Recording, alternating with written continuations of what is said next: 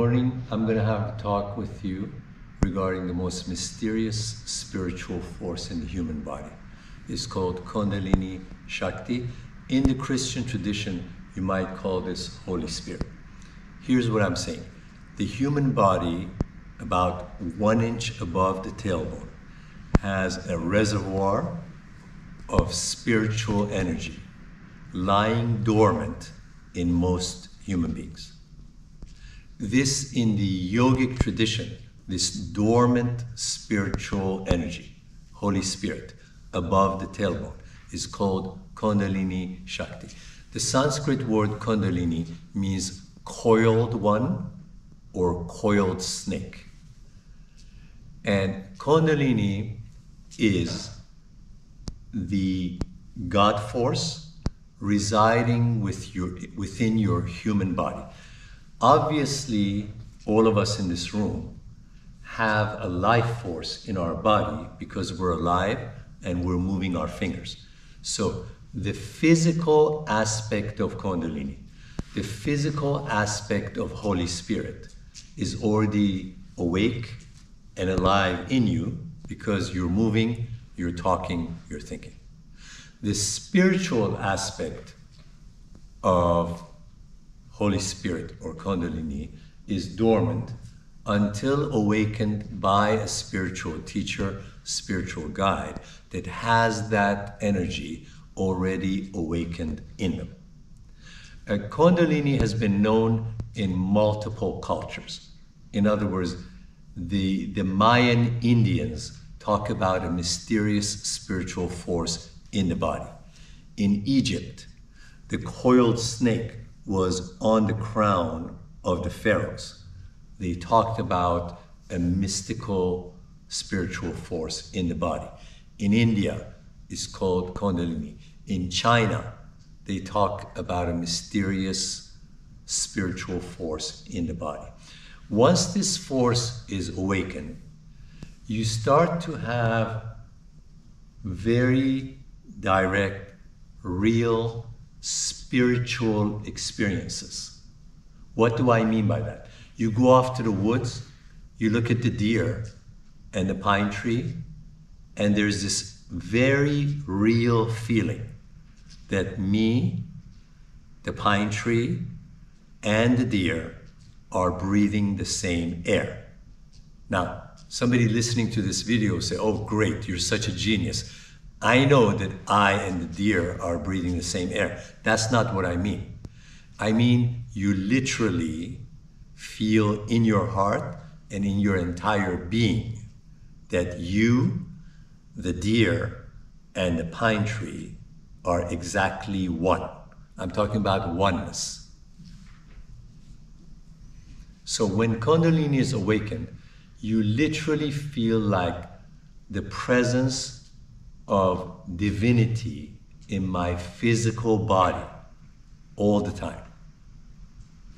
It's like you're eating your lunch and there are 2 peas left on your plate, and you just get this feeling of gratitude that you have 2 green peas. I mean, these are silly examples. What I'm saying is your entire daily life, it's as if there's a divine person living within you. When Kundalini is awakened by a teacher, it's awakened through several techniques. The technique of awakening the spiritual aspect of this force in a student's body in Sanskrit is called Shaktipat. Shaktipat means transference of spiritual energy from one body to the other body. Now, the teacher that has Kundalini awakened has gotten their Kundalini awakened by a lineage of previous masters. For example, I went to South Florida and met Swami Hariharananda, and he gave me a transference of energy. It was just a very private moment. And then something within me got roused. The way the teacher can do the transference of energy to you is either by touch Notice in the workshops, I touch you here, along the spine, and put my palm in the upper part of the chest. I transfer that energy. And then yours is awakened. Okay? It can also be done through look. Deep gazing of the teacher into the student's eyes. It can also be done by whispering a mantra in the inner ear of the one receiving the energy. So when I put my finger on your third eye, I'm usually close to your ear, and I might whisper Om. If I whisper the Om into your inner ear, that Om has been circulating in my body for 27 years. So because I've been brewing that mantra inside me for this many years, then when I brew that word Om and whisper it into your ear, that sound is alive. Don't get spooked out, but the Om coming out of my mouth is alive. It goes into your ear, and then it starts to become awake within you. We're back to energy vibrations. That's what we're back to in this thought. So a touch, a look, a whisper of a mantra, and finally, a teacher or a spiritual guide can come into your dreams and send you distant prayer. So either distant prayer, like once in a while, one of you will just come to my mind, even outside of a workshop format. It's like I have a Rolodex in my mind, and like 1,500 people are constantly coming to me in my meditations. When you come to me, I send you a prayer. You might see me in a dream. Those dreams are more vivid than regular dreams. Regular dreams are like psychobabble review of the week or the day. Vivid dreams are like, I can't tell you the number of students have told me about this. They say, Kambis, we were sleeping and you came to me, and all night I was listening to these lessons about life, and I was nodding, and my body was reacting to the dream. I woke up in the morning, I felt very uplifted, but I didn't remember anything about what you were teaching. That's a form of Shaktipat. In other words, a guru can come to you in your dreams, but you will know that dream has a completely different quality. For example, your body may become hot. You might become energized. I had one student who was sleeping. She said at 3 a.m., I heard this, the one you're looking for is me. And she said, I popped up and I went into 4 hours of spontaneous prayer. So, you know, what I just did on the microphone, that sounds aggressive.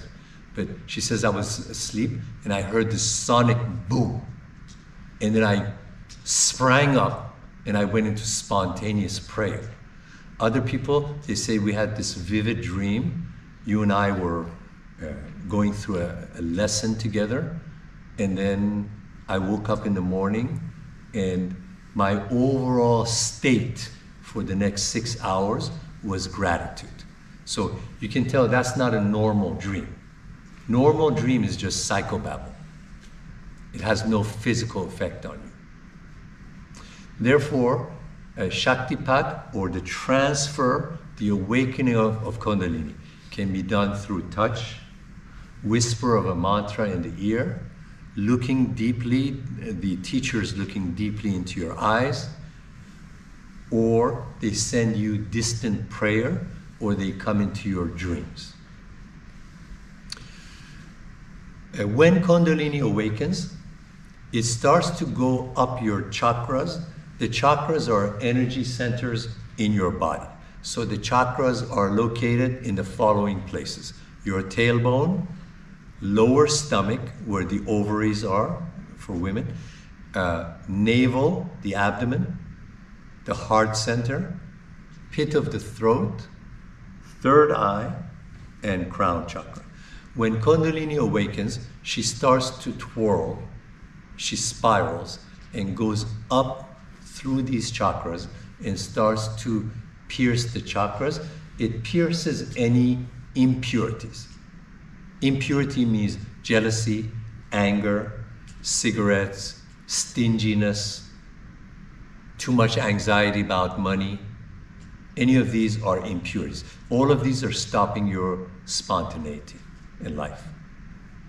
So Kundalini pierces impurities. When Kundalini awakens, you have an internal doctor getting rid of your baggage. Your physical energy will increase by a lot. You become intensely present. Suddenly you become grateful for very simple things that you have in your life.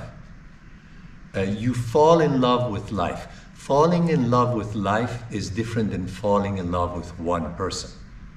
You wake up and for the first time, you are so happy to be vertical, breathing. You don't need a BMW to be happy. You're just happy because the sky is blue. This is an effect of Kundalini awakening. Reverence, gratefulness, living in the present moment. The baggage, the old baggage, just starts to burn away. And then there are many other things that happen. So I've had students report to me that they were looking at a tree. This is after Kundalini awakening. They were looking at a tree, and then around the leaves, they could see pulsations of energy and light radiating around the tree like a halo. Some people have a lot of purple, magenta color in the third eye area when they close their eyes. Other people, they're like ironing their shirt, and there's a spontaneous arising of mantras and prayers. So you're ironing your shirt and suddenly it becomes so hum, so hum. In other words, prayer and mantra start to arise without you soliciting them. It could happen in the middle of your office day. Other people won't notice, but you're being tickled by bliss because prayer is arising by itself. What I'm trying to say is when Kundalini awakens, Holy Spirit, divinity, divine presence starts to live physically in your body. You get an energy field of divinity living in your body. You're eating your cornflakes. It's like, thank God. And you always needed a BMW to say thank God. Now you're just eating your cornflakes and you're feeling so much gratefulness. This is why the Persian poet, Rumi says, before I met my guru, I was dead. Now I'm alive. My interpretation of that verse is that he had the physical aspect of Kundalini before meeting Shams. So he was walking, he was a scholar, he was very smart, he was an eloquent speaker before meeting his guru. Afterwards, something else awakened in him. And if you read the poetry of Rumi, this guy is definitely in contact.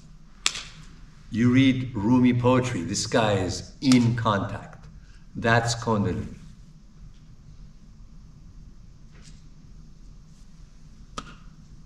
I wish you strong Kundalini. I'm looking into your eyes. Get it.